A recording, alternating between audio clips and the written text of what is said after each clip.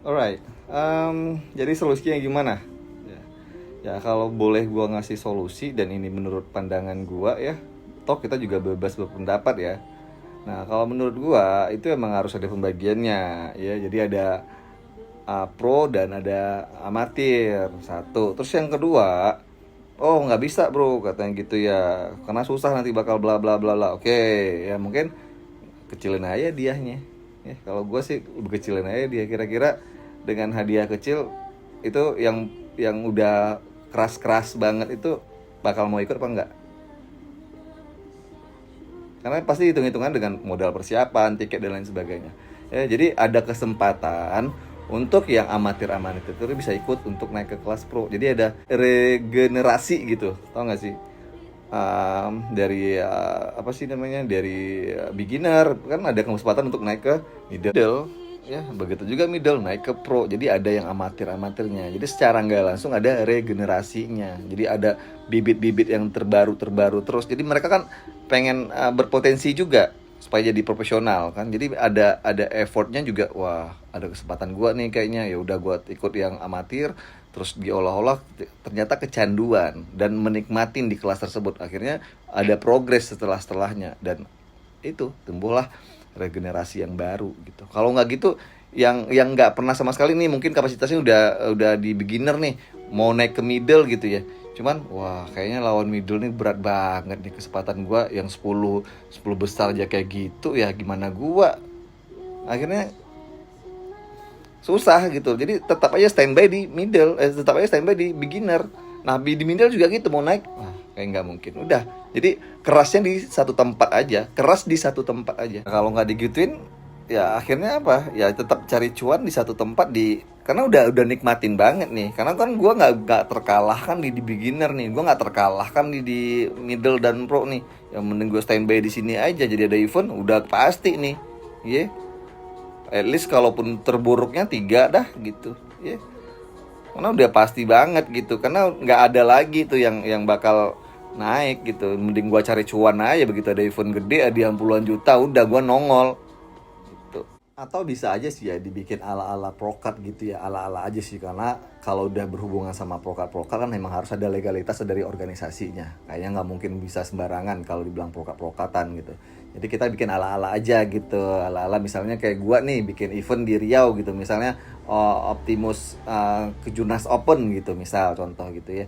Nah jadi di situ kan gue melibatkan media, misalnya gue melibatkan media Binaraga Indonesia, anggap kayak gitu. Jadi dari media raga Indonesia lah, mereka itu misalnya yang juara nih ABC nih, kelas beginner ABC gitu, ya udah jadi mereka tuh dapat dapat semacam registrasi menyatakan mereka itu udah pro di kelas yang beginner gitu. Jadi misal 1 2 3 aja, jadi ketika dia mengikuti kelas Kejurnas Open lagi misalnya, apa sih namanya, di Bali gitu atau di mana gitu, yang ada di Indonesia, yang di mana itu adalah eventnya event Kejurnas. Nah begitu ada event Kejurnas Open juga, iya Kejurnas Open ya.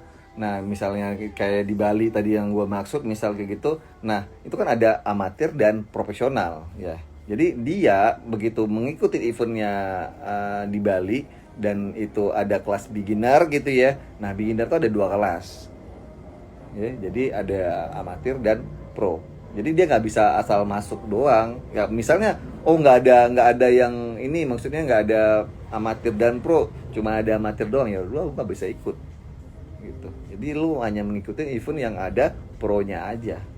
Ya kalau mungkin lu bakal bakal gengsi banget ketika lu ikut-ikut event-event yang di bawah kejurnas, pasti lu bikin malu-malu banget ya. Atau emang ya cari cuan, gue nggak tahu soal itu ya. Nah, paham juga kalau udah sampai sebegitunya gitu ya. Ya, dan jika kayaknya lu emang niat banget nih bakal bertanding, niat banget lu udah candu banget nih gitu ya, tapi kelas lu kagak ada gitu, gimana dong ya? Ya solusinya lu harus naik kelas. Lu kan bisa ikut kelas di middlenya amatir ya, jadi ada regenerasi terus tuh. Mungkin kapasitas lu belum belum gede-gede banget seperti middle, cuman lu udah ada progres untuk naik ke depannya, lu bakal progres terus gitu ya. Nah begitu juga yang di middle, udah begitu juga yang pro gitu. Jadi ada regenerasi terus. Jadi ada porsi masing-masing, nggak acak-acak sembarang masuk, badan lu udah keras begitu juga masih masuk gitu. And kayaknya nggak seru, nggak gimana sih ya. Wah, emang kelihatan tuh cari cuan aja banget gitu. Coba lu bakal tanding ke internasional, kira-kira lu mau kagak? Yang dimana tanding di internasional tuh nggak ada duit, bro. Ya nggak ada duit. Modal persiapan lu gede, ya kan. Lu keras banget nih, ngerasa lu paling keras di Indonesia gitu. Ya, ngerasa banget lu paling keras. Nggak ada nih yang lawan gua di Indonesia gitu. Ya, coba tanding ke internasional gitu. Kayaknya nggak sangat funny banget menurut gua, ketika lu masih sudah cukup keras itu, lu masih mau nongol itu. Kapasitas lu tuh udah mateng banget tuh, nggak enak banget dilihat. Jadi kita yang mandang itu udah, walah, cari cuan banget nih. Ya kayak nggak ada cari cuan dengan cara lain gitu. Kayaknya nggak berpotensi banget gitu. Lu nya jadi nggak berpotensi. Ya kasihan juga nih orang juga nggak ada progres. Mana sih ya? Susah banget berkembang ujung-ujungnya gitu. Begini aja terus kita di Indonesia, bro. Teman-teman boleh cek ya, siapa-siapa atlet yang ada di Indonesia ini kaya. Ya, kaya dari penghasilan tanding. Dari penghasilan tanding ya. Kira-kira kan banyak itu ya atlet-atlet di Indonesia ini kaya dari penghasilan atau hadiah dari pertandingan. Cek aja. Mereka bisa pun kaya atau lumayan gitu ya, karena ada sampingannya, bukan fokusnya di sini. Ini adalah hobi. Di samping hobi lu dapat hadiah kan gitu ya, karena ada prestasinya. Dan itu namanya prestasi itu nggak bisa diukur dengan duit ya. Jadi kalau emang kejar-kejar terus ya, kita lihat aja endingnya seperti apa. Kalau lu hidup lu hanya mencari cuan, lu bisa cari cuan banyak banget. Gue udah sering banget sampein, banyak banget lu dapetin cuan ketika lu ada prestasi. Cuman kenapa orang tuh hanya ngejar duitnya aja. Tadi utamanya puluhan juta, wah ini gue kejar nih gitu. Yang ada ya seperti yang gue sampein, nggak ada regenerasinya. Begitu ya terus. Makanya ketika lu benar-benar ngerasa udah keras banget, yang beginner udah keras banget ya, lu harus naik kelas nih. Lu coba naik ke middle. Ya, lu yang middle udah keras banget, lu coba naik ke pro. Yang pro udah keras banget, naik ke internasional. Jadi itu pentingnya menurut gue ya, jenis kayak prokat ya, ala-ala prokat yang gue bilang. Jadi lu nggak bisa asal-asal ikut itu event. Ya, emang harus sesuai dengan porsinya gitu. Intinya tidak terdata nih antara amatir dan pro ya begitu aja terus, ujungnya pasti bakal begitu terus. Nggak akan ada perubahan.